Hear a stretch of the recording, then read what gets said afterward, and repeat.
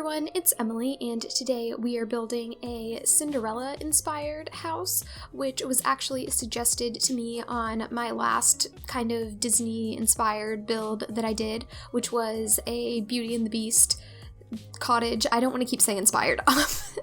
But yeah, it was kind of inspired after Belle. I just said inspired again. It's fine. I'm gonna stop in a minute. But yes, this is Cinderella-y. You know what? I'll just add E to the end of everything instead of saying inspired. That's more fun, right?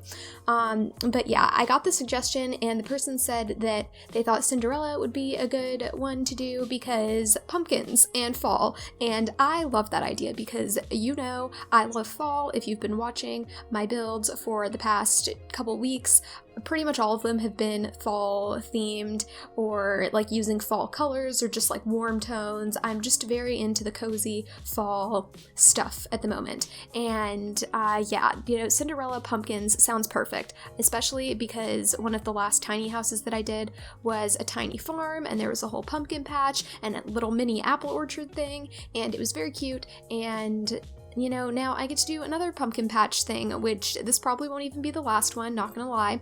I have a park community lot thing kind of planned. I'm not exactly sure when it's gonna happen. Hopefully sooner rather than later. Hopefully next week I can start working on it. Today when I'm recording this, it is Friday, so I have been just getting caught up on school stuff this morning and then working on builds and editing footage in the afternoon, and now I just did some work stuff. It's like 5:30 almost, and now I'm doing this voiceover because after I edited all of my footage I was like, do I really feel like doing a voiceover right now? No. And I feel like my voiceovers are better when I'm in the mood to do them. I've definitely tried to push myself to do a voiceover when I wasn't really feeling it, or because I felt like I needed to get a build out on a certain day, so I was like, okay, gotta pump out this voiceover, and they just don't turn out very well. They're not fun for me, they're probably not as fun to listen to, so I just waited until I was in a better mood, and now here I am, and this probably isn't very important, but it's fine. This is what's on my mind. And this is kind of random, but it's like a positive thinking thing that I kind of realized. Is that a term that I can use? I don't know. But I am very into being positive and like having a positive mindset and just generally like assuming the best or like hoping for the best or whatever. I don't know if that makes any sense, or if it just sounds like a lot of nonsense, which probably to most people it kind of is. But I think that being positive and thinking positive things. Oh, also I just moved the house there, don't mind that. We just moved it to a totally different corner of the lot. Also at this point in the build, I started recording my footage differently, so if that has changed at all, then that's why. Currently for me, it looks a lot slower, but I think when it renders, it'll be fine. So, yeah, we'll see how that goes.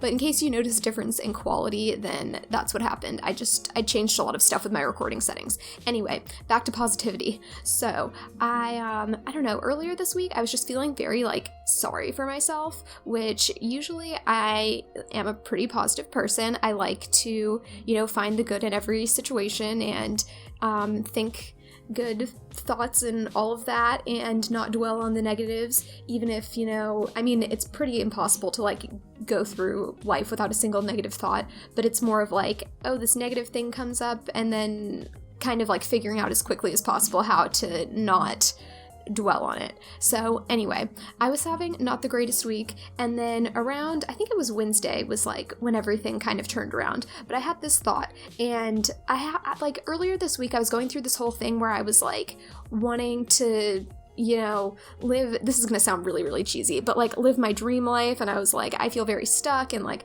I don't like a lot of things that are like going on in life right now, and then I had this realization on Wednesday, which is something that I've realized before, like at other times in my life, probably when I first got into the whole like positive thinking thing, but I was thinking like, there are aspects of my life right now that I would consider to be like something that I would want in my dream life. I'm doing air quotes because I feel like the whole concept of like something being a dream life is very like, you're just kind of setting yourself up to be like dissatisfied with something that's going on because it's not like fully your dream life or whatever. But I feel like it's the easiest way to explain it, so I'm going to keep using that term. So then I realized that like there are plenty of things that I do in life right now and that I have in my everyday routine and whatever that I would consider to be like part of my ideal day or my dream life. And I was just so focused on all the things that weren't part of my ideal day or what I would like my life to look like that I couldn't even see all the things that are going great. And I don't know, I don't even know where it came from, but like something just clicked and it, you know, kind of like snapped me, I don't know, back into reality or like back into like not reality, back into dream reality, I don't know. But it was good. And I feel like my whole outlook on things has changed and is better. So I'm pretty happy about that. Also, I cut out all of the tedious, you know, recoloring of the pumpkins. I wanted you to be able to see kind of how I laid them out, but I recolored all of them so that they were all different, and I added some little leaf decorations to the ground just to make it look more cohesive. I do move a few things around here, and I wanted to keep that in, but I didn't feel like you needed to see all the swatch changing that happened. So we cut out a few things. Also, some of the landscaping I cut out, because this build took me like 3 hours to do total. I did it over the course of like 2 weeks. Not like I worked on it every day for 2 weeks or anything like that, but it was like I'd work on it one day for like 40 minutes, and then maybe like a couple days later I'd work on it for like 20 minutes, and then I'd pick it up again like maybe the next day and do it for a whole hour. I don't know. So yeah, it's a little bit all over the place as far as when I recorded things. But anyway, yeah, so I just had this little realization and I wanted to share it because I feel like it's so easy to get stuck on what's not going right in life, and you kind of lose sight of the things that are going well for you. So you know, I don't know if anyone else maybe struggles with that, or thinking of like all the things they wish they could be doing, but maybe it's like you have some other time commitment that you have these things you have to do, or if you're in school, like maybe there's a particular class that you don't really enjoy, but then you have other like extracurricular activities that you really enjoy doing and you wish you had more time for those, but instead you're like having to work on this whatever thing that you don't want to do. Even with work, like people who are working, I'm sure there are tons of things that come up in your work day. I know when I've had jobs over the summer and stuff, there have been plenty of things that they've had me do, like different tasks, and I'm like, I wish I could just get back to this other thing I was doing before, but now I'm having to do this random task. But yeah, I don't know, little side tangent, but I think that it's important to look at the positive side, even if you don't think that anything's going right, which at the beginning of this week, I thought that pretty much nothing was going right. And then, you know, now everything's fine, and I have my coffee, and I'm making this video, and it's all good. Oh gosh, I've been really drinking too much coffee recently. It's kind of a problem. I think that I need to cut back because I'm at the point where I'm having like minimum 2 cups a day, maybe 3 cups a day, depending on, you know, what's going on. But, oh, another thing, I put a lot of pumpkins in this build, like inside the house too, because, you know, with Cinderella, I gotta put pumpkins everywhere, and I wanted some hints of, or like, not hints, but I wanted some like pops of orange throughout the house, because with Cinderella, her main color, I would say, is blue, and I was thinking more like lighter neutrals, and then the light blue. Obviously, I made the floors blue, so I didn't go with too much blue in the actual furniture. I was mostly going with like whites and creams and stuff, and then I wanted the occasional like orange, or maybe like slightly darker wood, but like an orangey wood tone. So that's a lot of the decor you'll see in the house. I said that really oddly. It's fine. Whatever. And also, even if you aren't a big Disney fan, I hope you still like this, because I showed this to my friend, and when I first told her that it was like a Cinderella house, she was like, oh my god, you know how I feel about Disney. Like, she does not like Disney. And so I was like, no, I think you're gonna like it. And then I showed it to her, and she was like, wow, okay, I really like this. Like, it's very subtle, and yeah, I was pretty pleased, because she has very strong opinions, and so the fact that she liked my Cinderella house and she hates Disney made me feel really good. But another thing that I did throughout this build, I haven't done it quite yet, but at one point I go through and I put clocks in almost every room of the house, and that's because Cinderella has the whole, like, has to be home by midnight, like that's when the fairy godmother thing wears off, and like her dress goes away, and her like magic carriage thing goes away, and all of her like beautifulness, whatever, goes away. So I thought it would be kind of fun to make sure there was a clock in every single room of the house so that, you know, the midnight theme was in with that. And another thing that I did is pretty much whenever I could, I tried to use glass objects. So like this TV is on a glass console table. The table that's in the office is glass. We use some of the glass chairs from Get to Work because of the glass slipper stuff. And this little rodent buddy that I just put in, this is actually are they rats or mice in the game? I think they're rats.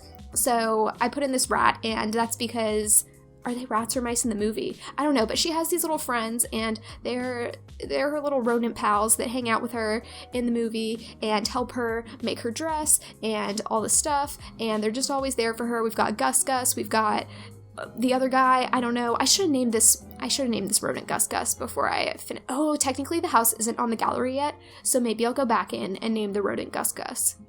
I think that'd be cute. Anyway, yeah, they're just little nods to Cinderella, very similar to my Belle house where there were nods to Beauty and the Beast, but it wasn't like in your face, like this is a Beauty and the Beast house, like this is a house from the, you know, movie or whatever. Like, it's just very subtle little things. And I also wanted to keep it very cozy in here because both of the houses are 2-bedroom, 2-bathroom, I think. Actually, I think the Beauty and the Beast one might have been 2-bedroom, 1-bathroom, but this one is also 2-bedroom house, so it has a bedroom for a toddler. I don't know, I just like the idea of making the house that's inspired by the princess who is now living with their one true love, and they have their little toddler kiddo, and they're just living life in their cute little house. I like that a lot, but I did make a toddler room. It could very easily be turned into a child's room. It's a pretty small room. It's on the 2nd floor. We're doing the office now, which, another funny thing that I did, I actually put in a minute you'll see that I put in a treadmill in the office, and I did that because like at the end when the clock strikes like midnight and she's running away from the prince, and I thought it would be funny if she had a treadmill because she like runs off like she's running out of the castle during the party, and yeah, she's a runner, okay? She's gotta have her treadmill in her house. I don't know. And then the yoga mat, I just wanted another skill building item in the house, so I put the yoga mat. You could switch that with pretty much anything you wanted. You could put an easel there, you could put, you know, literally anything. I just put easels in my houses a lot, and I wanted to mix it up this time, so we went for the yoga mat. You could even put the meditation stool there if you wanted to do the wellness skill that way. But yeah, if you don't have spa day, any skill building item could fit there pretty much. You could even probably put a chess table with 2 chairs there if you wanted. So that's another option. And now I think we're about to put in the treadmill, but then after that I have this little area that has like kids' toys scattered around because I was thinking that they're a very like child-oriented family, so they're always making spaces for their kid to hang out. So maybe Cinderella now does one of the city living careers and works from home. This is, when I saw that clock, I was like, okay, we need a clock in every room of the house. And we're about to go through and do that, I think. But yeah, or no, maybe it's later. I don't know. I can't remember what the order I did things in. But yeah, I was thinking that, you know, maybe Cinderella does one of the work from home careers. Maybe she's a critic, maybe she's a journalist or a writer, maybe she's a freelance writer, I don't know, but she just has all the kids' toys in here so that little kiddo can hang out with her when she's running on her treadmill, when she's working at her desk, whatever. Kid can be here because, yeah, family, I don't know. And I gave the kid a little toy. Oh man, I meant to not put in a toy box in this house so that the Sims won't clean up those toys that I put on the ground, but I did put in a toy box, so they probably will. But that's okay. At least the one that's like the bear with the little like doctor playset thing, that will stay there because that doesn't go in the toy box. Also, I was thinking maybe they have a dog in addition to their rodent friend, Gus. That's what I'm going to call him now. But yeah, I thought maybe they have a dog, so I went with that. I was thinking a golden retriever type of thing. I don't know, Cinderella seems like, I almost said Cinderella seems like the type of sim. Cinderella seems like the type of person to have a golden retriever. I don't know why. Maybe it's just because she's blonde and I feel like she needs a golden retriever. I don't know. But yeah, that's what I went with the animal stuff you're gonna see. Oh man, I forgot to put in a pet dish. That was an oversight. Okay, you know what? See, this isn't on the gallery yet, so I still can fix these things. This is why, okay, I have this issue where sometimes I forget to put things on the gallery, which is a real shame. And I don't realize a lot of times until people comment on my video and they're like, hey, I can't find this on the gallery, where is it? And I'm like, oh no, it's because it's not there. That's why you can't find it. But the reason why I do that is because when I go through and take the screenshots, there have been many times where as soon as I finished a build, I've uploaded it to the gallery because I'm like, I'm going to be on top of things and be proactive and get this on the gallery so that everyone will be happy. And then I go ahead, put it on the gallery, and then I go through and I'm taking the screenshots and I realize like, oh, I just didn't furnish a bathroom, or oh, I didn't put a door on this bedroom, or just random things like that. So I like to wait until after I've taken the screenshots, but then, this isn't really something that I do, but this is something that I'm like trying to justify now.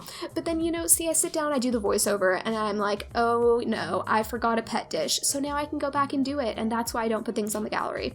Really, I just forgot, but honestly, most of the time after I do the screenshots, if I'm thinking about it, I'll go ahead and put it on the gallery.